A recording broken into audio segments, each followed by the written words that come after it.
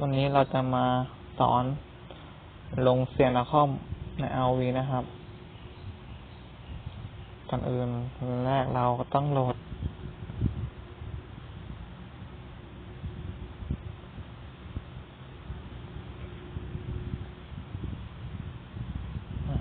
ดตัวนี้มานะครับ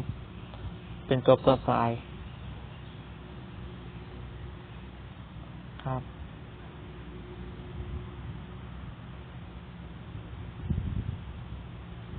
โหลดตัวนี้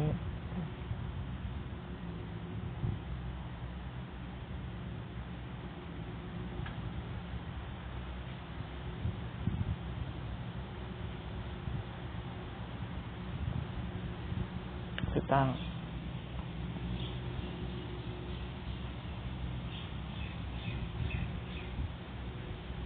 แล้วก็เปิดเข้าไปครับแล้วนี้เราก็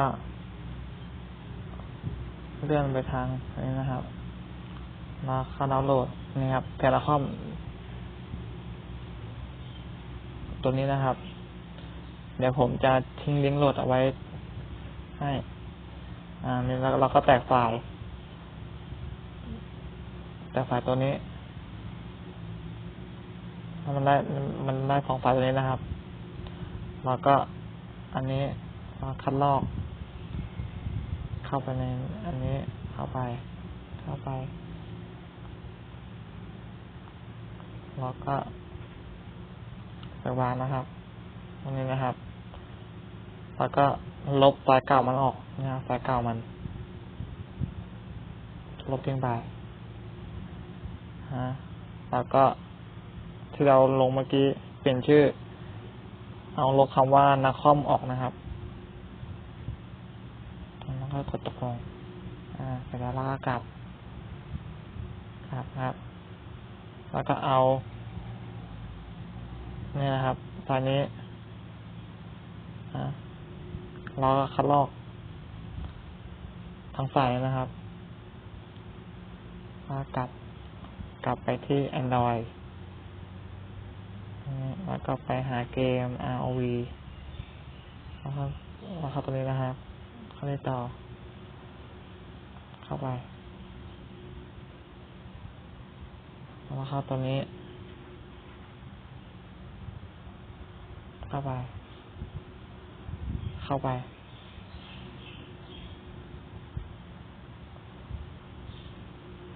นี่นะครับ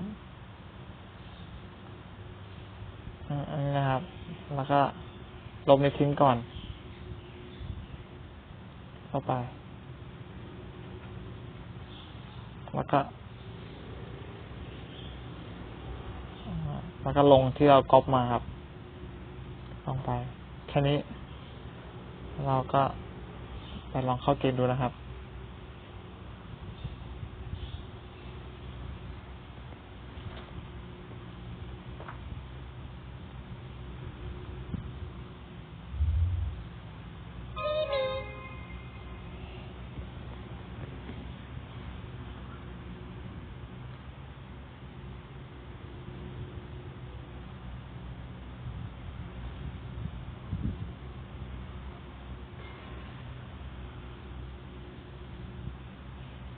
ดูซิว่าแสงมันจะเปลี่ยนไหม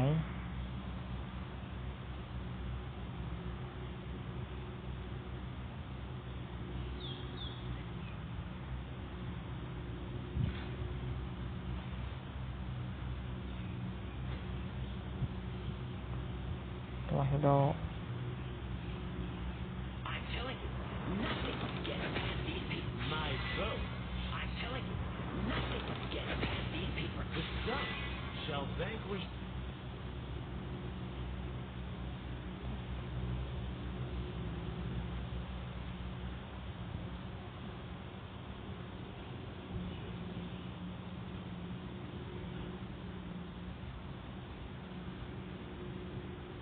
นะครับ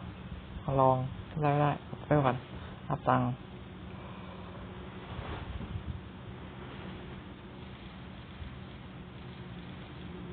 ลองดูครับว่ามันมีเสียงนาคอมไหม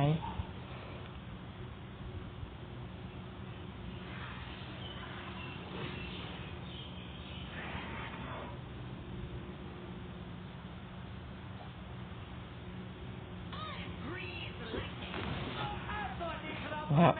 เทเลคอมก็มา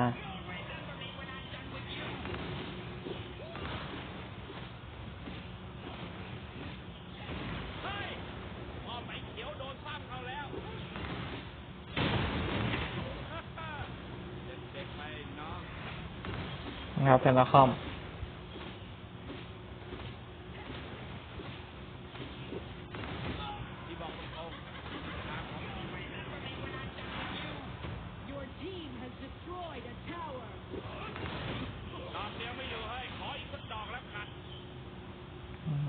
เทเลคอมแล้ว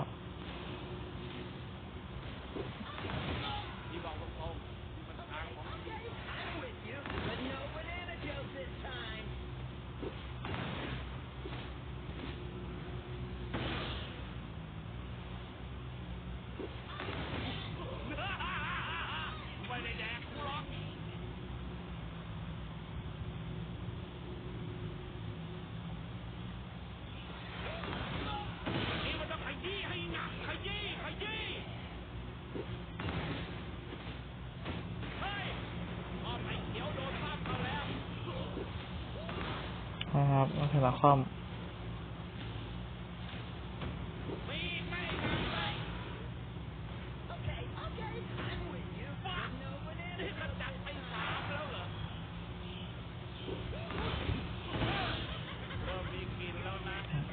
เป็น